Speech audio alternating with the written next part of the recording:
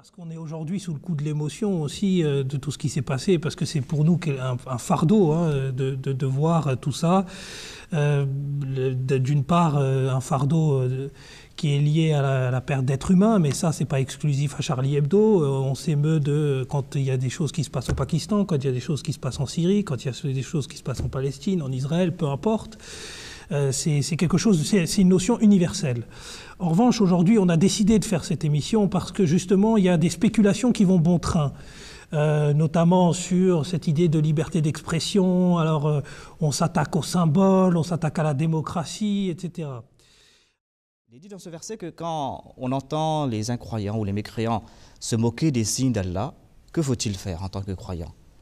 Est-ce qu'il faut aller les tuer à coups de Kalachnikov? Non, Dieu dit écortez-vous de ces personnes jusqu'à ce que ces personnes se détournent et changent de parole et disent d'autres choses. Donc voilà la seule réaction des musulmans.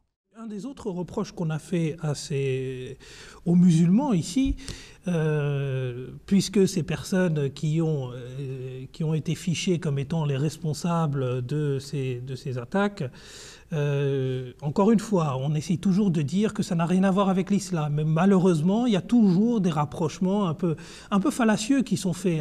C'est pas directement, c'est pas frontalement, mais on va vous dire ces fondamentalistes musulmans ou ces extrémistes musulmans. Donc il y a toujours une filiation artificielle qui est faite avec l'islam.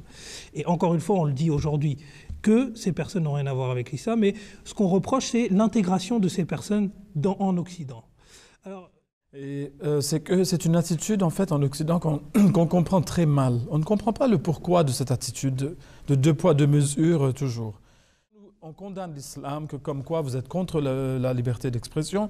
La façon qu'ils le disent, à les entendre, on penserait que ici la liberté vraiment elle est absolue, on peut faire ce qu'on veut, etc. au nom de cette liberté. Mais ce n'est pas vrai.